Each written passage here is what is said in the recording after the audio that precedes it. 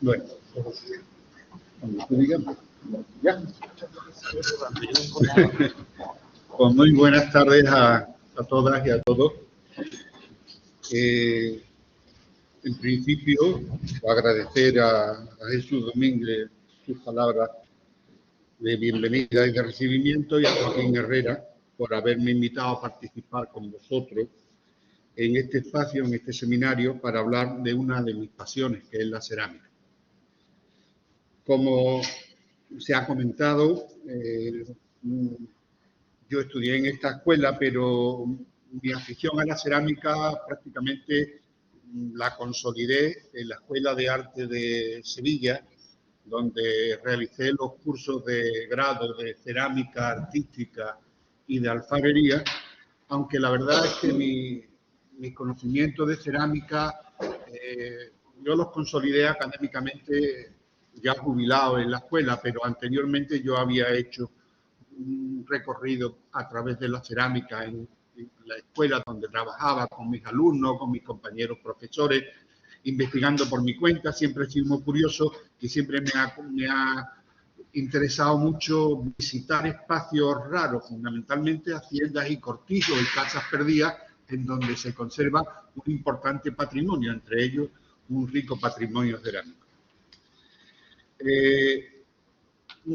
Así que mis conocimientos han ido consolidando de esa manera, viendo, fotografiando y tocando muchas de las piezas cerámicas en cualquier sitio, en los talleres cerámicos, en las fábricas a las que he tenido ocasión de visitar, en los museos que he visitado bastante, en colecciones privadas que también he tenido la oportunidad de acceder a ellas, en las calles igual que vosotros y vosotras, en cualquier sitio de la ciudad encontramos cerámica por cualquier lado y siempre nos llama la atención, nos gusten más o nos gusten menos los motivos que vemos.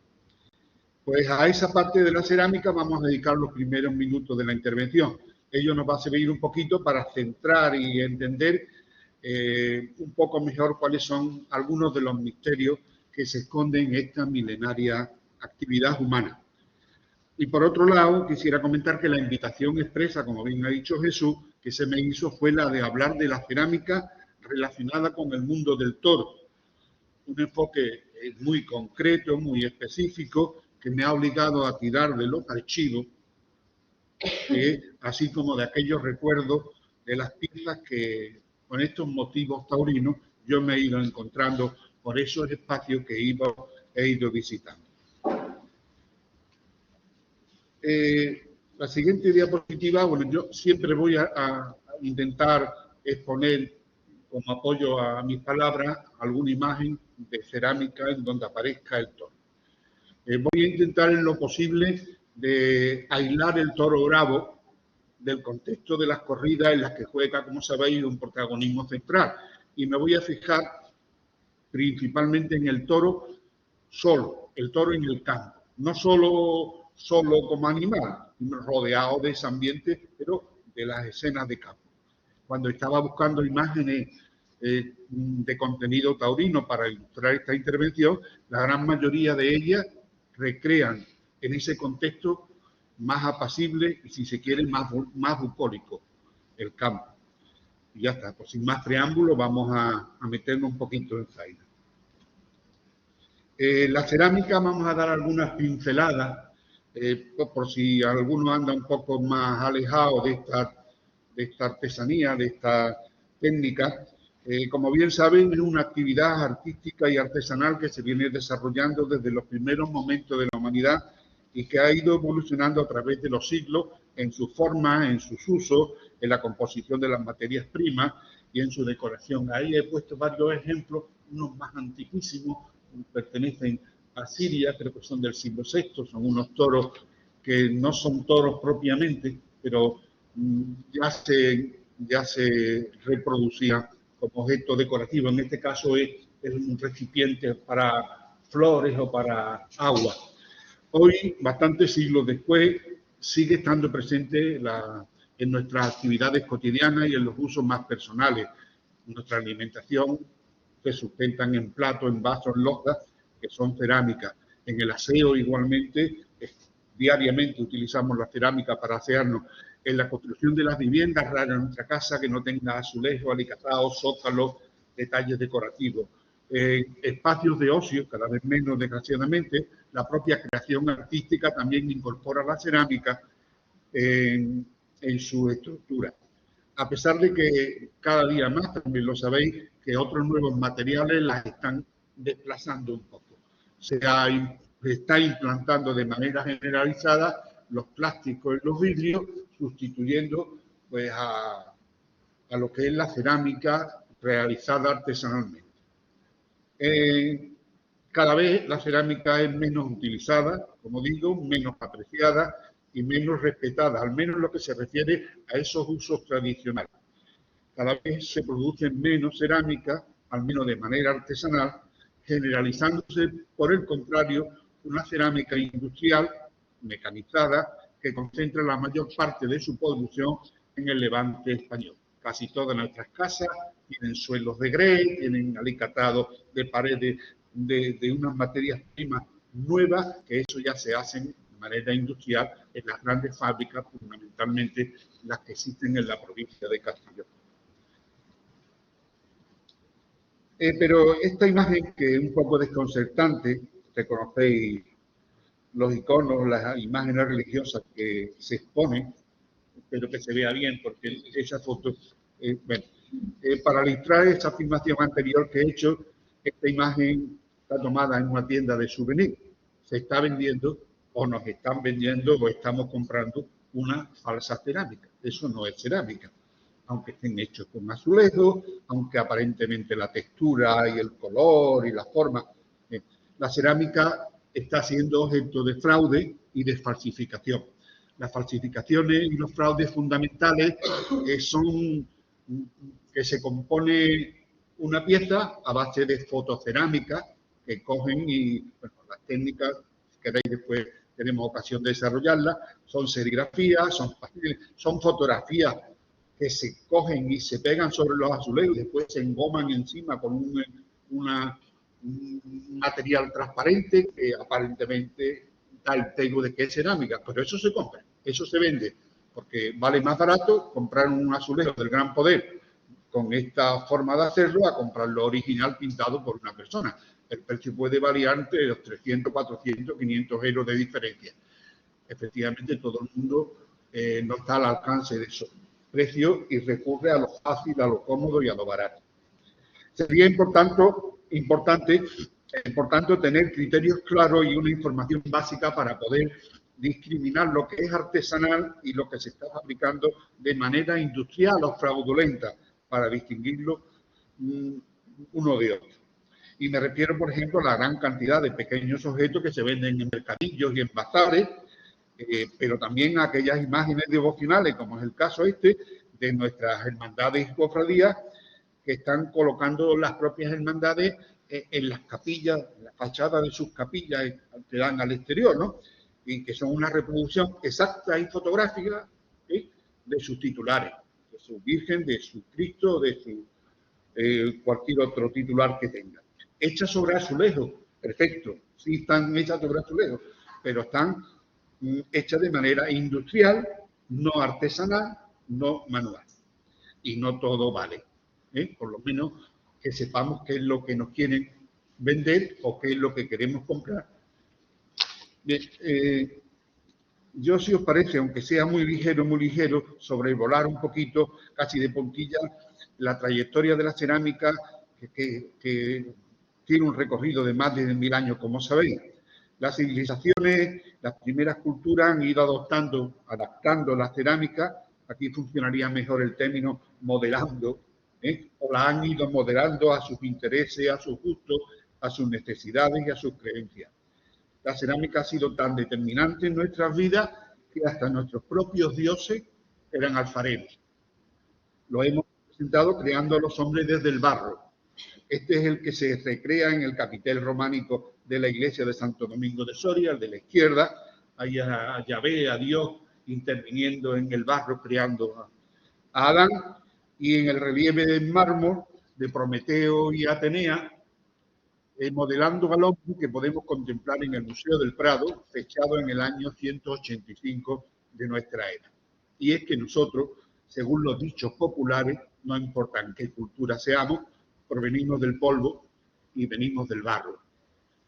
Son numerosas las religiones y los mitos de las antiguas culturas que explican el nacimiento de los seres humanos efectuado por dioses que ejercen de alfarero. Dentro de unos días, el día 22 próximo de febrero, será el miércoles de ceniza.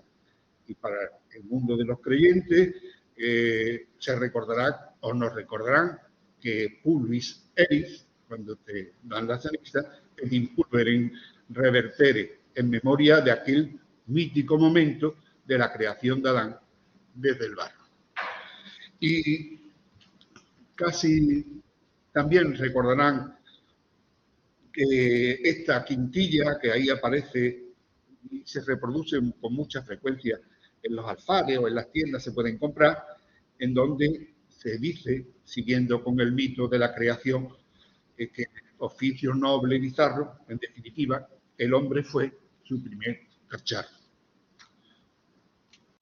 Pues bien, en la cerámica intervienen muchos elementos. Uno de ellos, el más mágico de todo, porque se queda, cuando uno va a una feria o a un taller, se queda uno embobado viendo al alfarero cómo da vueltas el torno y lo levanta. El torno es uno de los objetos más importantes en la elaboración de piezas cerámicas, que no da igual hablar en este caso de cerámica y de alfarería. Son alfareros los que tornean. Es una rueda que gira y que permite levantar una pieza de manera simétrica y redondeada en su forma, aunque ya hay técnicas que la deforman después, una vez levantada y terminada. Las principales intervenciones sobre el barro, sobre la arcilla, aparte del torneado, está el modelado a mano, que es el primitivo que hacía el hombre hasta que descubre la rueda y la convierte en herramienta para tornear, la decoración que se hace sobre ese barro, sobre esa arcilla, y todos tenemos en la mente algún tipo de recuerdo en donde hemos intervenido, intentado modelar el barro, o bien con incisiones, o bien con estampaciones, o bien añadiéndole algún trozo del mismo barro o de barro de otro color, en definitiva.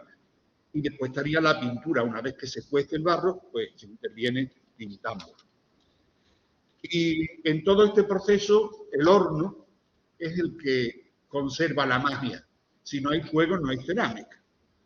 Porque la cerámica, la arcilla, si tú la mantienes y le das un secado natural, se rompe en cuanto que la mueves. Sin embargo, si tú la metes en el horno, se produce un proceso químico de manera que la cerámica, la arcilla, la humedad que tiene en su composición, en su formación, se evapora, se pierde aproximadamente a los 500 grados de temperatura, y a partir de ahí, hasta llegar a los 1000 o 1200 o 1300, la arcilla, dependiendo de las características que tenga, se solidifica y se convierte en una piedra.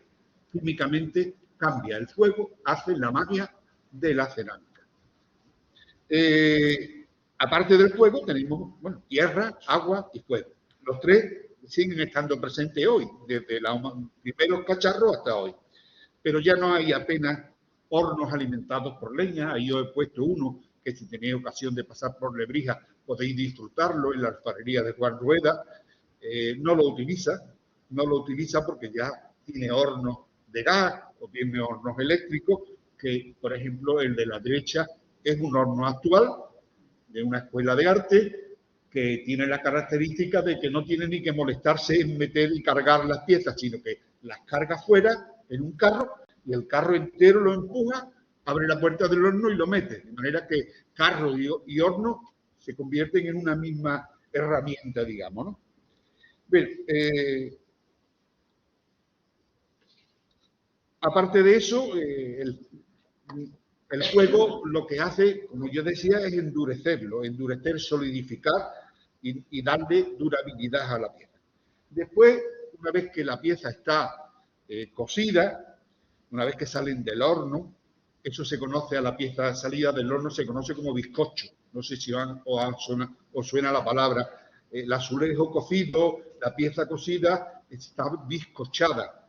Llega a una, ya está sólida, ya no tiene agua, y esa sí se puede intervenir, bueno, se puede intervenir también antes, pero esta está lista para ser intervenida y darle el uso que se quiera y la decoración que se quiera. Normalmente se interviene con un vidriado, que el vidriado es transparente o es coloreado. Si echamos mano de nuestra memoria, recordáis los cacharros que solía haber en nuestras cocinas y todavía se venden como recuerdos y como que eran bañados en un amarillo con un chorreón de verde, los almireces, los lebrillos, algunos son melados, un color parecido a la miel, donde hay el término melado, otros muchos son verdes.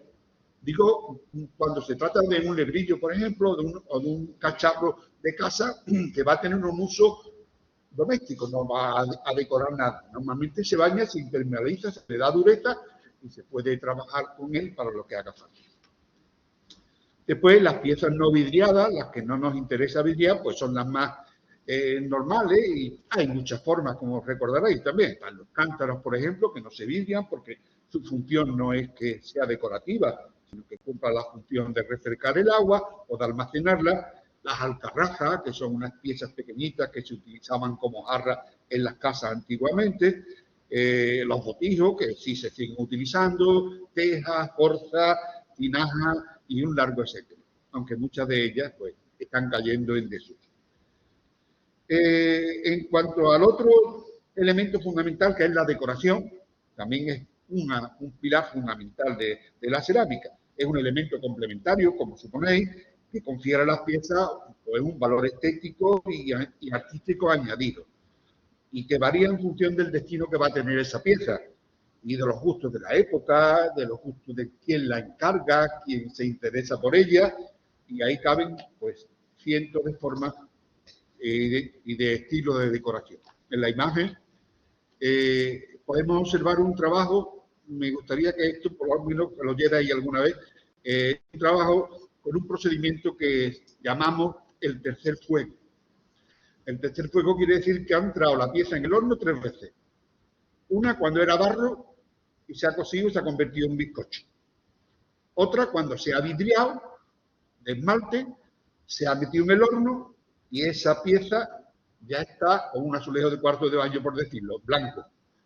Y ahora después hay un tercer momento de intervención en algunas piezas que yo pinto con unos pigmentos, en vez de revuelto en agua, para que se quede adherido a la superficie lisa del azulejo, el agua me lo rechaza el azulejo, entonces lo mezclo con grasa y pinto con grasa. Y al pintar con grasa, el color lo aplico con grasa, tengo que volverlo a coser para que ese color y esa pintura se incruste de nuevo en el esmalte de fondo. Y eso se cuece a unos 700 y pico de grados y ese sería el tercer fuego. Aquí, en este caso, es un procedimiento muy típico de la cerámica sevillana tradicional, que se hace una pintura primero sobre un azulejo vidriado en esmalte, serán los toques fundamentales, los perfiles, las sombras, los espacios, pero después en una segunda cocción ya el pintor puede perfilar, recrearse, hacer más bonito, sacar volúmenes, cosas que no ha sacado en la segunda cocción. Eso se llama tercer fuego. Y esta técnica, que es de origen oriental, se empleaba mucho para conseguir una cerámica que también tiene un nombre que también o debe sonar a algo, que es el reflejo metálico. Hay muchos zócalos por ahí, en zaguanes de casa, que la cerámica tiene un brillo muy especial. Normalmente son rojos, castaños. Pues en fin, continuamos. Aparte de eso, de técnicas generales, vamos a hablar ahora de los elementos fundamentales de la decoración cerámica. También para recordarlos, porque seguro que lo habéis visto y lo sabéis. Uno es la cuerda seca. Otro es la azulejería de arista. Los nombres, aunque son raros, pero son muy lógicos. Y otro es la pintura plana, o lo que le llamamos la pintura pisana. La técnica de la cuerda seca, que es esa diapositiva que tenéis ahí, tiene su origen en los alfares mudéjares. Era conocido desde la época omeya y se desarrolló plenamente en Al-Ándalus en el siglo X. Consiste, tenéis que imaginarlo porque no puedo señalar, en dibujar con un pigmento, en este caso es el óxido de manganeso, un mineral natural negro que se mezcla con grasa. Al mezclarlo con grasa, no sé con qué podíamos compararlo en la vida normal, esa textura, pero imaginaros que pintáis con un pincel bañado en negro, pero en vez de en agua, una pintura de aceite. En parte es muy similar a la pintura en aceite, no lleva agua. Entonces, yo pinto las líneas del dibujo, el contorneo de la figura. De manera que entre una línea y otra queda un espacio. La pintura que yo he dado está engrasada, tiene grasa. Cuando yo entre una línea y otra deposito un esmalte que sí he disuelto con agua, cuando lo aplico, la grasa se encarga de repeler el agua que lleva el esmalte y no deja que se monte un color encima de otro. De manera que los colores quedan aislados por esa línea, por ese perfil de la línea de grasa. Se conservan auténticas maravillas realizadas con esta técnica y que, por otro lado, casi es una seña de identidad de la cerámica de Triana. Este brocal de pozo, por ejemplo, que tenía a la izquierda en verde y manganeso, el manganeso son las líneas que contornea a los dibujos en verde, que son flores, me parece que son, bueno, lauriques y algunas cosas de esas. Es una pieza del siglo XIV, se conserva en el Museo Arqueológico Nacional y procede de Córdoba. El brocal de pozo, sabéis que prácticamente antiguamente en cada casa había un pozo que había que proteger para que nadie se cayera y bueno, normalmente se hacían de barro cocido, algunos ya más ricos, algunas familias más ricas, pues lo decoraban. Este es el caso posiblemente de una villa islámica de Córdoba, no sé exactamente la procedencia porque no he mirado la ficha. La cerámica de cuerda seca se hace hoy también, ¿no? Y está destinada al consumo del turismo. Si vais por las tiendas hay muchos relojes, muchos platitos, muchas cositas con muchos colorines. Lo que pasa es que esos son en la técnica, pero el destino y el uso es totalmente distinto. Bien.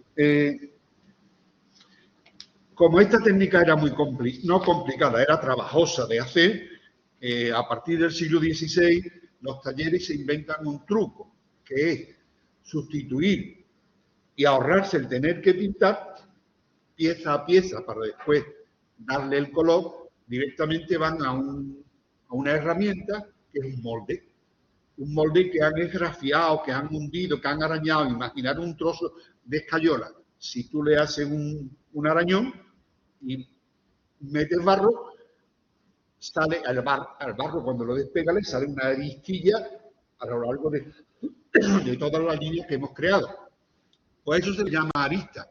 Coger un molde con un dibujo ya pensado, con un molde ya preparado, y ahora ese molde puedo reproducir ese mismo modelo las veces que a mí me dé la gana, las veces que me dure el molde. Si el molde se rompe a las 100 piezas, pues cojo otro molde.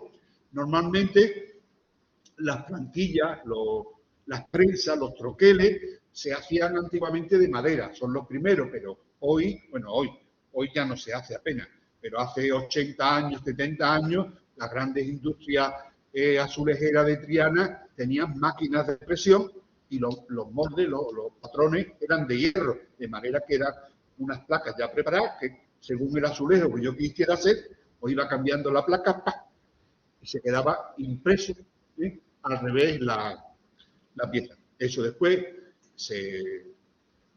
las mismas líneas salían en relieve, con lo cual no tenía que pintar, sino simplemente rellenar y el borde me impedía que los colores se corrieran.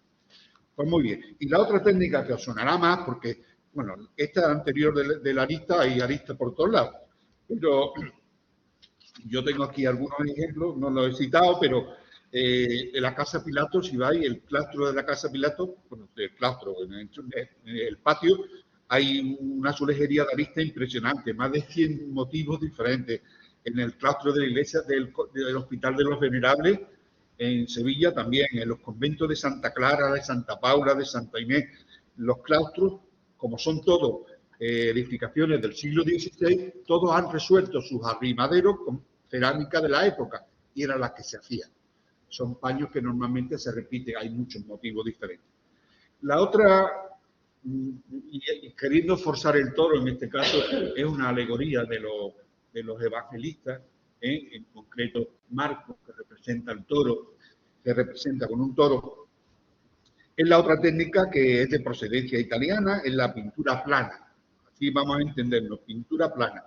Es pintar sobre un panel de azulejo, que está vidriado, pero no está cocido.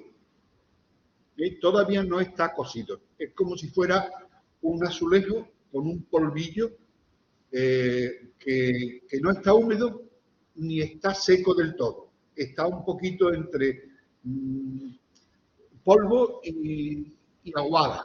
¿Sí?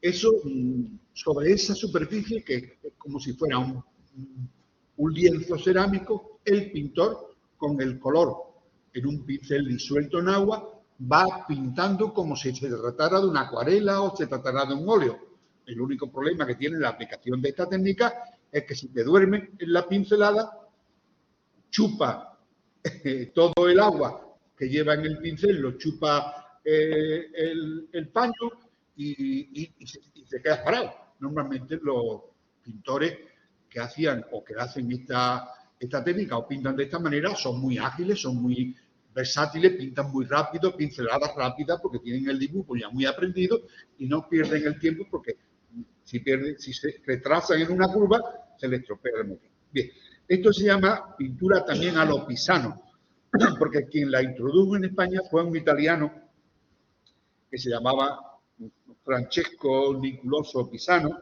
que llegó por aquí a principios del siglo XVI y que se instaló en Triana, concretamente en la calle Pureza. Allí montó su taller y su forma de pintar fascinó a los sevillanos de tal manera que todo el mundo quería trabajo con esa técnica, porque aquí lo que había era ladrillo de arista o cuerda seca. No había cerámica como los italianos tenían en esa época. Y si, por recordaros algunos que habéis visto, pues esto es un pueblo de Puebla del Río, ¿no? Esta es la iglesia.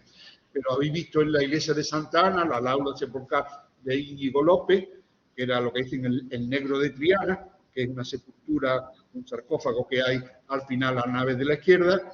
Eso lo pintó Pisano en el año 1503, siglo XVI al principio. Si habéis subido arriba al Alcázar, a la planta alta, al oratorio de la reina Isabel, allí hay un cuadro de la visitación de Isabel a su prima, de María Isabel, pintado por Pisano en 1504. O si habéis subido arriba a Tentudía, a Calera de León, allí hay un magnífico retablo enorme pintado por este italiano que le dio por venirse para acá y lo pintó en 1518. Prácticamente lo que hizo Pisano desapareció a los 10 o 12 años. Él se muere o se va y le sucede su hijo y no sabemos qué pasó con su taller ni con su manera de pintar.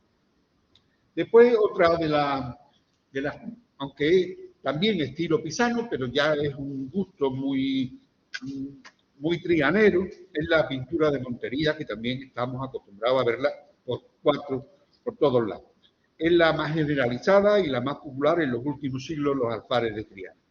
Se trata de una decoración con escenas galantes, bucólicas, campestres, de Montería, y que son muy comunes a partir del siglo XVIII, se generaliza durante el XIX y que continúa practicándose hoy.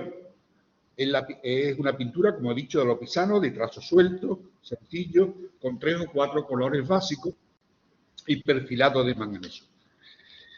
Normalmente estos ceramistas que hacían este tipo de pintura, principalmente en el 18, la llamada pintura de Montería, no eran pintores, eran aprendices en el taller, no tenían estudios ni tenían un adoctrinamiento correcto en el tema del diseño y del dibujo. Entonces repetían los motivos que tenían y lo hacían con mucha soltura y sacaban para adelante toda la producción. Pero, sin embargo, el público acogió muy bien y lo sigue acogiendo este tipo de cosas, y raro en la casa que no tenga maceta, que no tenga plato, que no tenga cosas por este tipo de motivos. Tanto es así que el procedimiento y esta decoración mundialmente se reconoce como cerámica de Sevilla, cerámica de Trieste. Pero, en fin, ya hecho este repaso, nos vamos a meter a lo que veníamos a ver qué pasa con los toros en la cerámica. Vamos a hablarlo de una manera particular, aunque hemos estado proyectando imágenes de piezas cerámicas en las que aparecía este hermoso animal. Y lo vamos a hacer de una manera generalizada, observándolo tanto en el campo, en escenas en un contexto concreto, o como protagonista principal de las fiestas de los toros. Estas dos piezas, a modo de arranque, son una chaquetilla de un torero modelada en arcilla refractaria. Esa se cuece a 1300, 1400 grados, es de las más. Y una barra, la de la derecha, un jarro intervenido por el pintor malagueño Pablo Picasso, del que se celebra este año el aniversario, hecha sobre una pieza que él no hacía. Él no era alfarero, él pintaba y tampoco era ceramista. Él le encargaba a amigos suyos alfareros de donde estaba, le encargaba las piezas, las cogía y se las machacaba, se las deformaba. Si no estaban cocidas, las pintaba, las recreaba a su manera. Y en este caso, como era muy aficionado a la fiesta de los toros, pues tiene mucha cerámica de volumen, muchos platos con escenas taurinas, y todos recordaréis alguna cosita. Bien, en definitiva, la cerámica se adapta para plasmar cualquier expresión estética, y aquí tenemos dos ejemplos muy concretos. Pero quizás la cerámica con toro más antigua que se conoce y que me gustaría resaltar es esta, que son unos ladrillos esmaltados, un toro del año 600 a.C., y que están en la puerta de Istar, pertenecían a la puerta de Istar, que daba acceso a la ciudad de Babilonia, y que hoy, si lo queréis ver, ir al British Museum, o ir al Louvre, o ir a Estambul, o ir a Pérgamo, no ir a Babilonia. Se trata de unos ladrillos enmartados. Si lo veis, yo he tenido, como decía, el placer de tocarlos. Están en el Museo Arqueológico de Estambul. Son unos ladrillos, pero en este caso están vidriados. Ese vidriado a muy baja temperatura, no llega a los 700.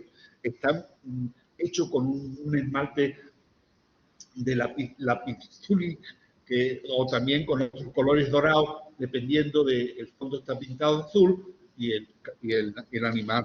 Esto es del año 575 a.C. Bien.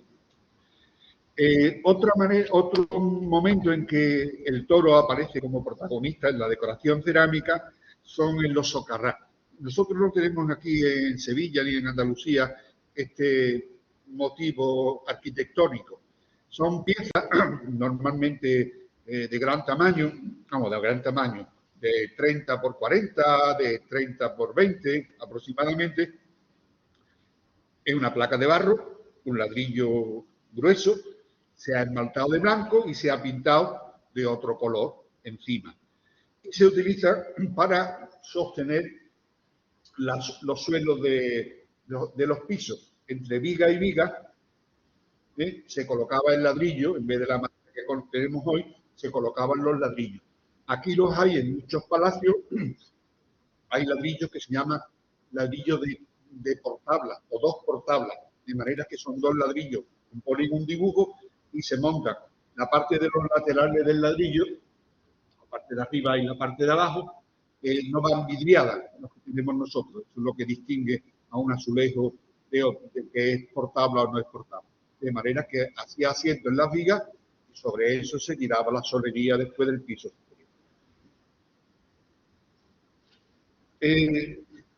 Andar un poquito más ligero, aquí traigo otro de la manera de trabajar la cerámica, y por supuesto con el toro presente, que es lo que se conoce como loza dorada.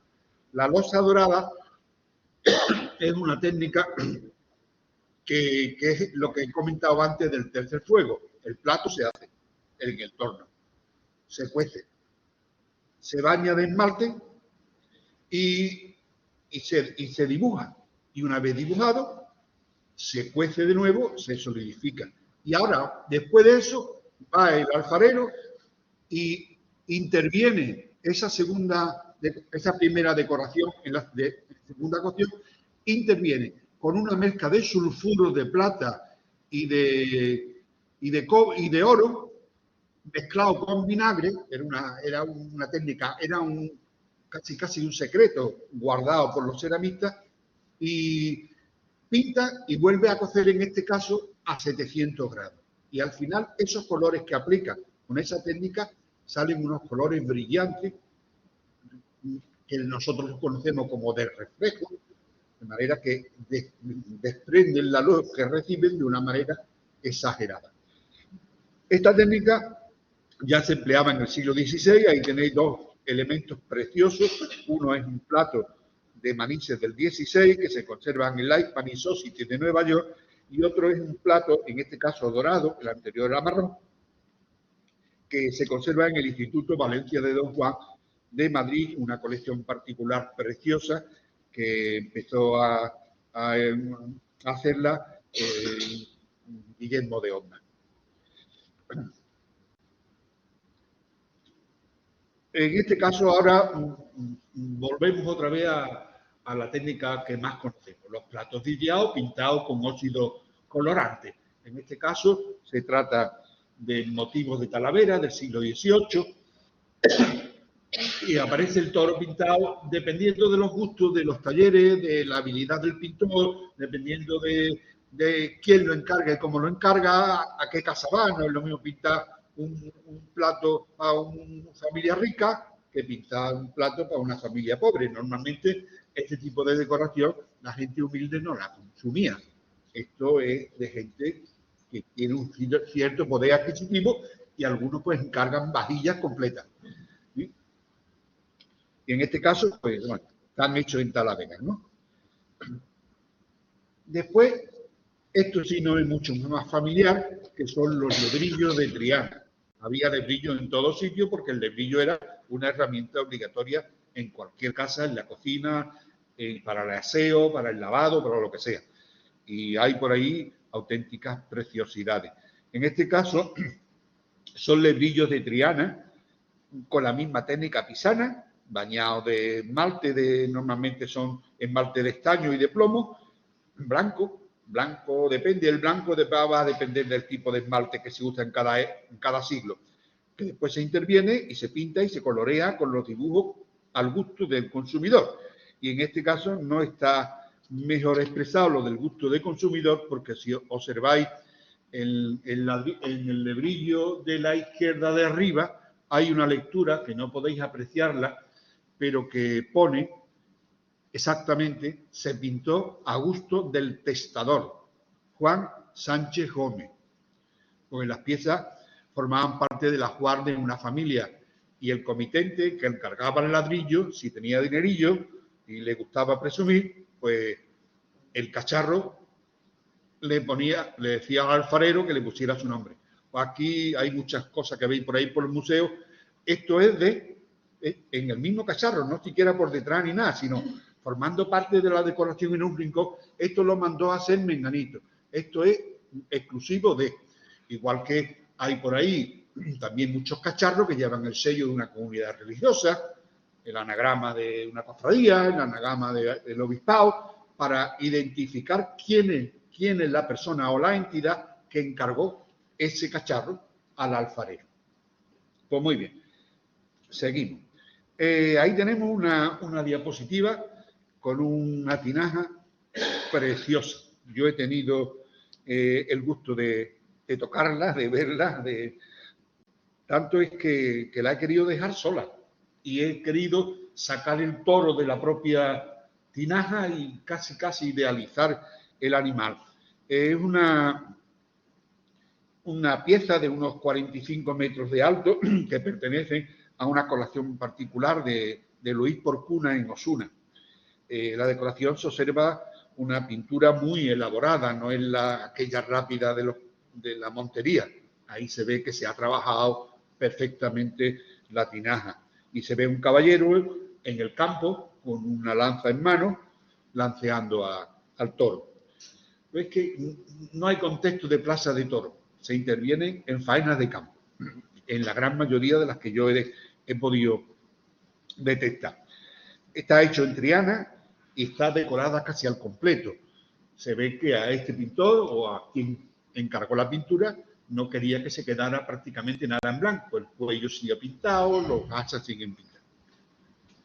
Bien, aquí también de este mismo coleccionista, de Luis Porcuna, dos tipologías de cacharros que una de ellas es menos fácil de encontrar. Es una botella que se ve también que perteneció a una familia pudiente, posiblemente ligado al mundo del toro o al mundo de la ganadería o para una casa de campo. Y la de la derecha es una orza con una decoración muy simpática, es una escena de toros corriendo, se entiende que por el campo, y hay una especie de maletilla o de chavalín que está encaramado encima del toro, y el toro sale espaventado corriendo. Los colores que se emplean, si observamos, hay mucho amarillo, hay azul, hay negro, amarillo más bien ocre, tirando a ocre, que son los colores, digamos, la paleta de colores típica de la cerámica que se hacía en Triana. Hoy día cualquier experto, cuando ve algo, nada más que viendo los colores, dice Triana, dice Talavera, dice Manises o dice, no sé, Castellón o Paterna. Bien. Cacharros hay de distinto tipo, muchísimos, y aquí hay algunos preciosos, tan preciosos que están en manos de coleccionistas, no están en la venta, o están en anticuarios, o están en coleccionistas, o están en museos. En este caso, tenemos un botijo en forma de tonel, con una escena de un toro en manganeso muy simpático, muy grueso. Posiblemente la tipología de los toros, dependiendo de los siglos, también quedaba plasmada por los pintores. No es lo mismo un toro del 17, un toro en el siglo XVIII que los toros del XIX o los toros de hoy.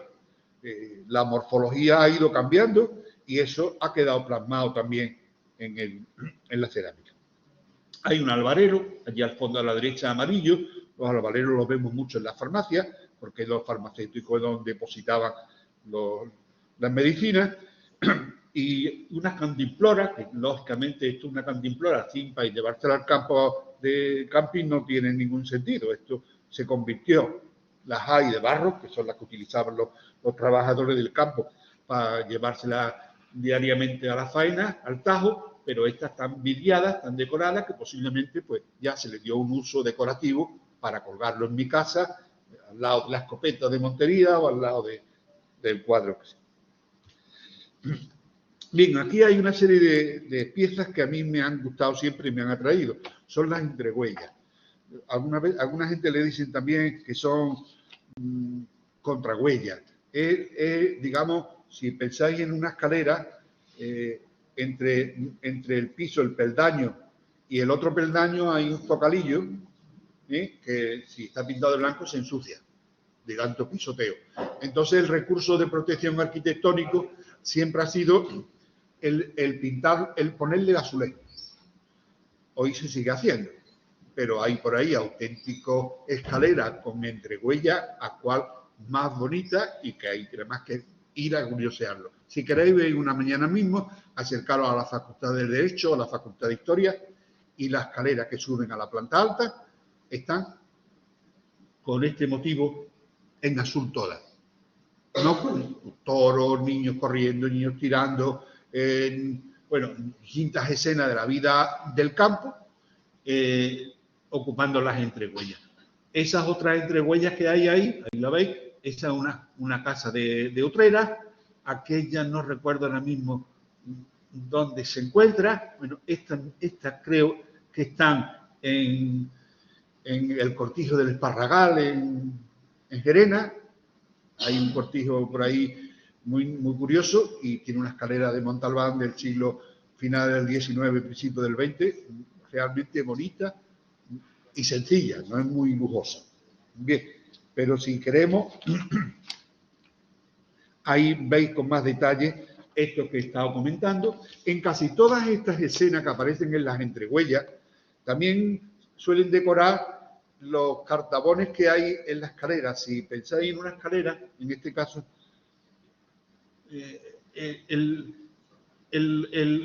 a la derecha de la entrehuella se forma un pequeño triángulo. Eso también solían decorarlo porque también se ensuciaba. Y esos triángulos que yo le llamo cartabones, no sé si es correcta la expresión porque tiene forma de un cartabón, pues también se decoraban. Aquí, en casi todos ellos, las que yo he visto, siempre aparece una torada, un grupo de toros, normalmente 6, 7, una corrida, como si fuera una corrida en el sentido de el ganado que se va a lidiar en una plaza un día determinado, que ya está seleccionado, y que va de cerrado en cerrado, o lo traslada del campo a la ciudad, por el método que sea.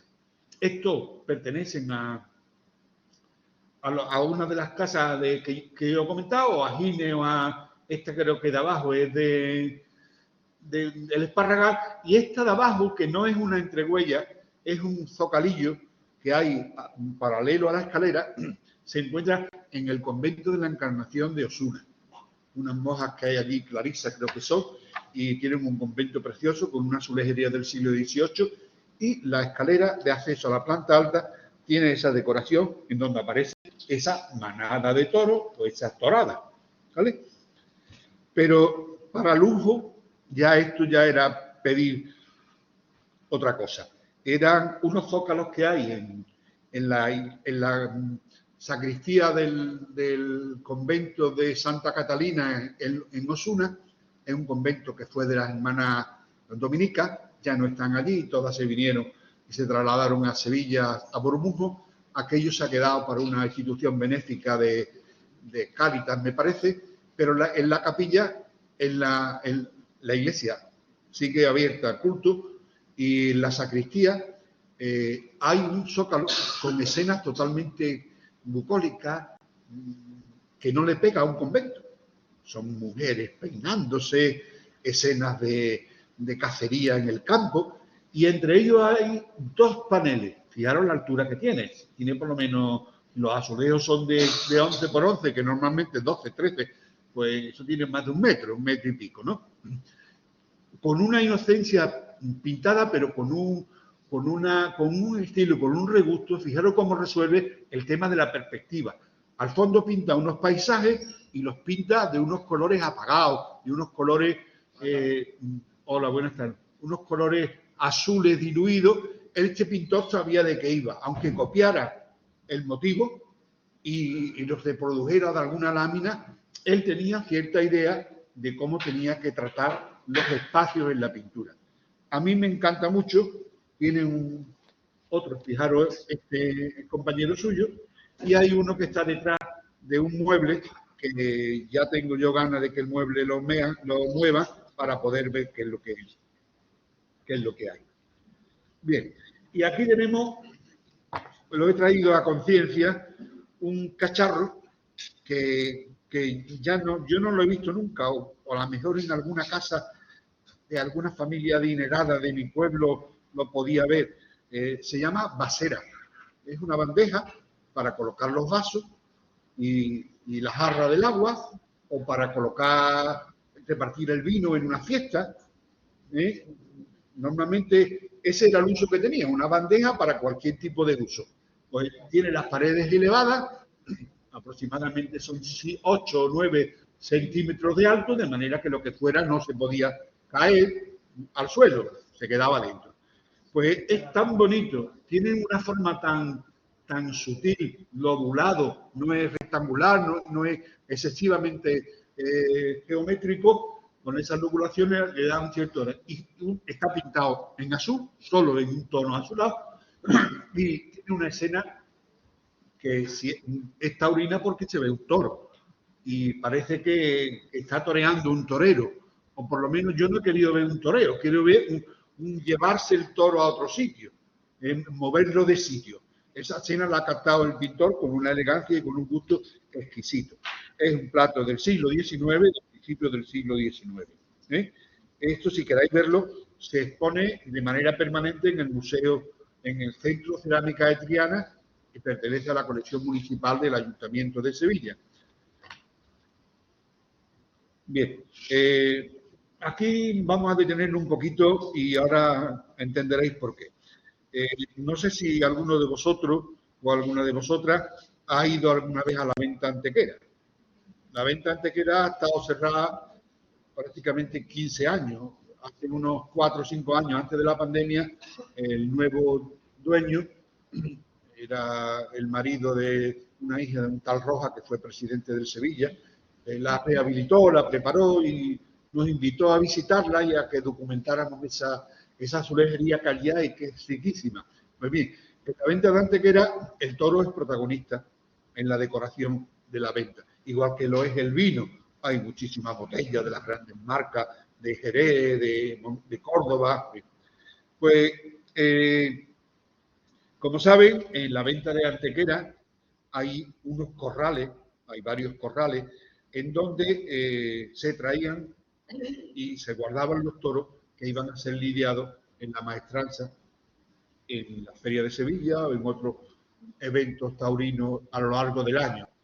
Los toros se desembarcaban, se traían de la gasolina, de la ganadería, o bien por caminos, como hemos visto esa torada con los caballeros, que estaban cerca, o si no tenían posibilidades de tomar el tren, porque el tren desembarcaba los toros en el apeadero de los Merinales, que está prácticamente a 1 kilómetro o menos de distancia de la venta antequera. Desde el apeadero de Merinales, una vez descargados los toros, se lo traían de la manera que hemos visto hasta los corrales de la venta de antequera. Allí se hacían los lotes para la lidia del día posterior, la gente lo visitaba, se subía a las terrazas, disfrutaba de aquel espectáculo taurino y entonces muchas de los pabellones que hay por lo menos 7 u 8 pabellones distintos, cada uno de una marca de vino, decoró su zócalo con motivos taurinos. Este chico que veis ahí, este maletilla, que el toro de Pedro Domé, que se lo quiere comer el toro, un toro ahí airado y furioso, y el maletilla que ha salido por pata por debajo de la valla.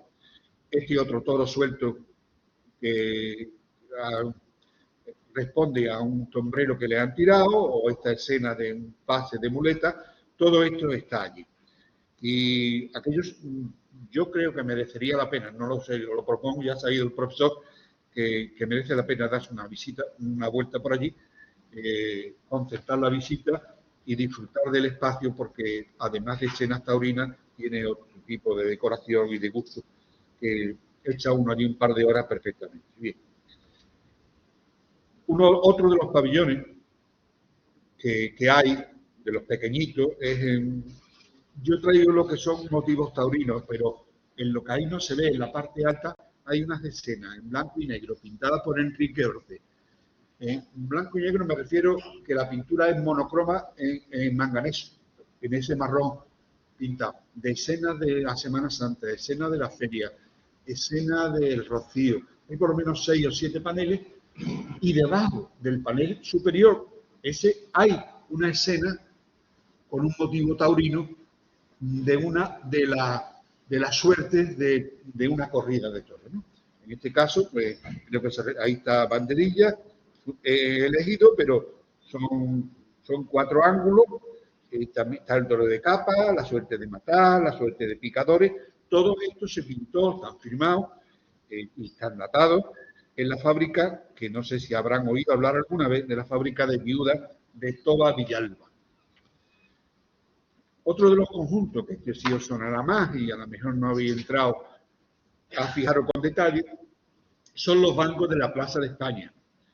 En una de las bancadas, no sé si en la primera o en la última que cierran los bancos de las provincias, están estos bancos, que son lógicamente del siglo XX, se hicieron para cuando la Expo del 29, son trabajos que se hicieron en el año 1920, 9 o 10 años antes de la feria, y en una de ellas, el de arriba, pues se ve unos toros y unos cabestros en el campo guiados por garrochistas.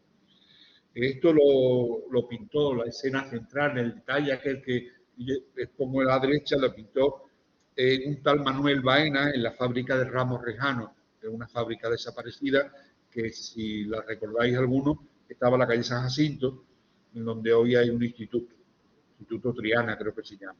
Eso desapareció y el boceto de ese dibujo también os debe recordar algunos trazos a un pintor muy sevillano que se llamaba Andrés Martínez de León, que yo lo recuerdo mucho porque hubo una colección de cajas de cerillo que salían mucho los dibujitos había un personaje que él se inventó que se llamaba Joseito. Eran unos trazos muy infantiles, como si fueran viñetas de TVO, ese tipo de dibujo, pero después pintado y coloreado, pues resultaba atractivo y dejaba de perder la ingenuidad que tenía.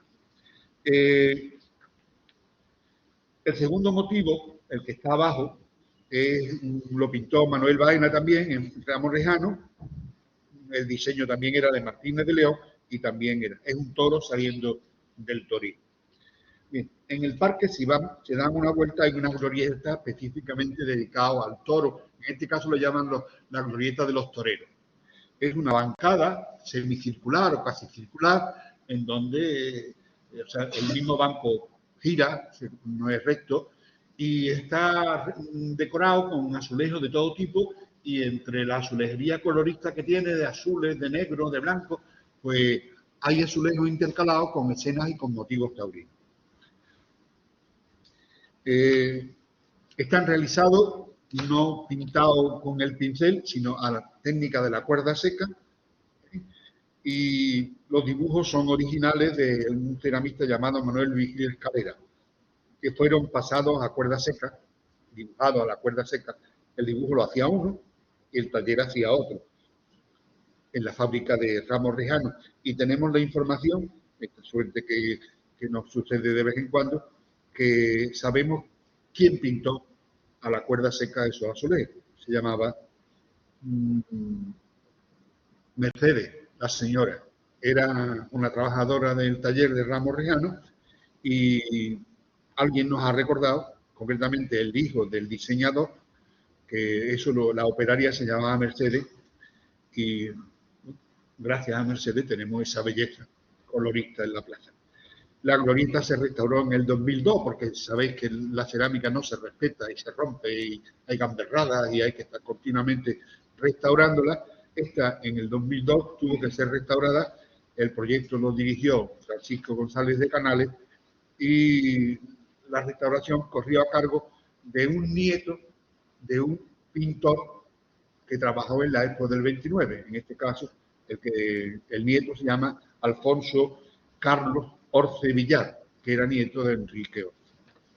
Bien, y esto es una de las últimas cosillas que yo he seguido de cerca, que es el caso de un pintor segoviano, Daniel Zuloaga, que aterrizó por Sevilla por el capricho de un ganadero bilbaíno que compró el cortijo Sahariche en Peñaflor y allí quiso decorar con motivos taurinos su comedor, los frisos altos del comedor, porque no se contentaba con los zócalos bajos, sino que a una altura, como si fuera una casa italiana o romana, pues unos frisos aproximadamente de unos 50-60 centímetros de alto y de largo por 2 metros y pico cada escena. Pintó, le encargó 6 escenas para decorar su comedor y 2 escenas para decorar el salón, digamos, familiar.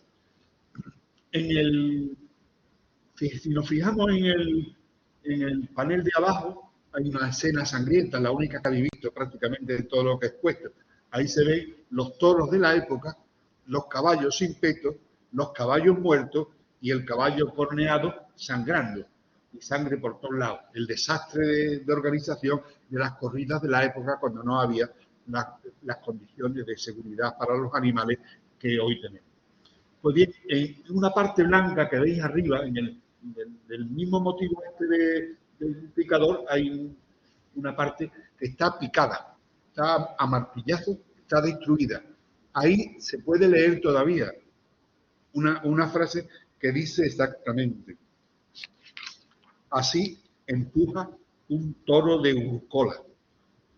Urcola era el ganadero que tenía la ganadería Félix Urcola, la ganadería de Sahariche, que inició una ganadería muy particular de toros grandes y de anchos pitones y que daban un juego excelente en el tercio de vara.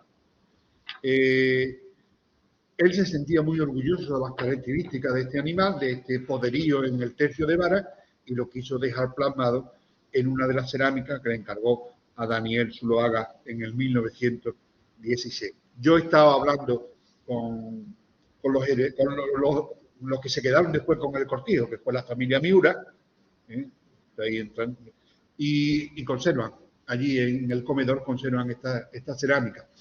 Y la mandó destruir don Eduardo Miura, el padre de los actuales, porque no le gustaba esa expresión de así embiste un toro de Urcola, porque él tenía otro concepto del toro, en su morfología, en sus características, en su comportamiento en el campo, y aquello incluso hasta le molestaba, y aparte aparecía el nombre de Urcola ahí, ¿no? Bien, pues esto sigue allí, en el cortijo, en Sahariche, y el de arriba es uno de los paneles de los 6 que había en el cortijo, pero que ninguno de los 6 está en el cortijo, porque al morir Félix Urcola, su viuda, en el campo no vendieron la ganadería, y se vino la tuvo durante un tiempo la mujer, y se mandó desmontar, y ahora explicaré por qué, todos los paneles, los 6, y se lo trajo a su casa en la Avenida de la Palmera. Y en un chalet en la Avenida de la Palmera, donde hoy hay un colegio mayor del Opus Dei, creo que es Almonte, allí se conservan estos paneles enmarcados. ¿Por qué se lo trajo? Porque el hombre que está a caballo, tan morondo y tan gordo, es su marido, es Félix Urcola, el ufano ganadero que chuleaba de sus toros, de los bravos y de los asesinos que eran. Zuloaga resolvió estas pinturas de una manera magistral, casi impresionista, con pinceladas grandes, sin perfilar en los detalles, pero son escenas que yo he tenido también la oportunidad de ver, están copiadas de una fotografía que el sobrino de Daniel Zuloaga, Ignacio Zuloaga, era un pintor también muy famoso, hizo ese día en el campo con su tío. Fueron al campo, fueron con Urcola, los invitó a la ganadería, allí se firmó el trato, echaron fotos del buen señor y entonces todas esas fotos las plasmó en los paneles. Esos paneles, de los 6, 5 se conservan en la Palmera y 1 está desaparecido. Hemos podido averiguar que lo compró Palomo Linares, que lo tiene en alguna de las casas que tuvo, posiblemente en uno de los chalets de Toledo, del campo. Bien, este es un caso curioso que lo traigo simplemente por curiosidad, ¿no? Se trata de un pintor torero, de un torero pintor. Ambas cosas casi le vienen al pelo a la conferencia esta, ¿no? Se trata en este caso de una tinaja y un paragüero, las 2 piezas, también en una colección particular, de una familia también ganadera, que es los Marañones.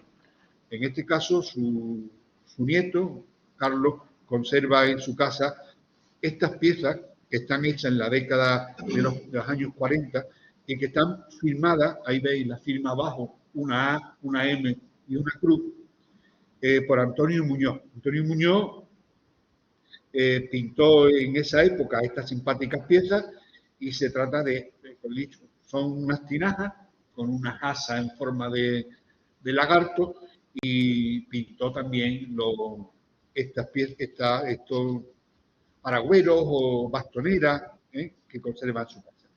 Antonio nació en el año 1910, Antonio Muñoz, el pintor, y en su juventud quiso ser torero. Llegó a debutar en los carteles mediada a la época de los 30 con el nombre de Fino de Triana, y una figura estilizada.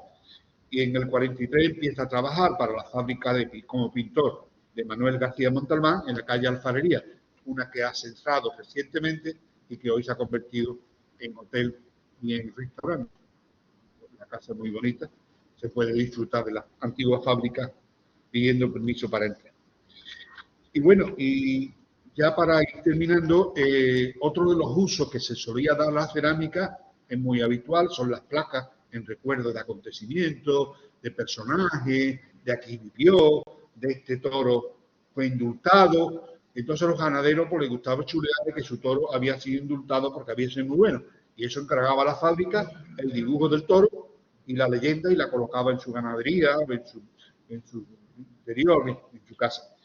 Pues las hay de todo tipo, ahí he puesto algunos.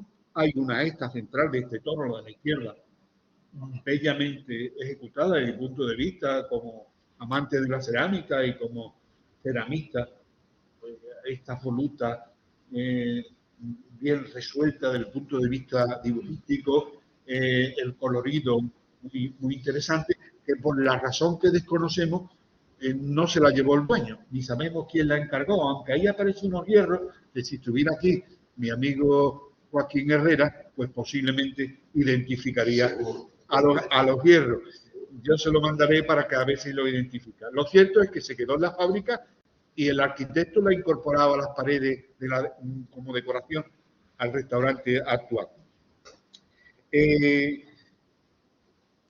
Aparte de eso, que es realmente bella, posiblemente yo opino que es una pintura que se estropeó al salir del horno, que salió mal y tiene defecto y el dueño pues la devolvió o no la cogió y le hicieron otra. Pues muy bien, pues con estas pinceladas taurinas, pues termino aquí viendo esos toros, algunos de los toros que yo he entresacado de los cacharros, los he puesto solo en esta diapositiva final y he puesto ahí a un torero, bueno, un picador, de hecho es un picador, que está sentado como contemplando a los animales. Es una pieza firmada por Manuel Arellano, tiene este tamaño, es un óvalo, que está pintado, es preciosa, que se conserva, es propiedad de la familia Marañón y que la conserva en una casa que tienen en Casalla de la Sierra. Y por mi parte, pues nada más, yo creo que pinceladas de toro se han dado suficientes. Si queréis preguntar sobre técnicas, sobre localizaciones, sobre tipo de pintura, pues a vuestra disposición.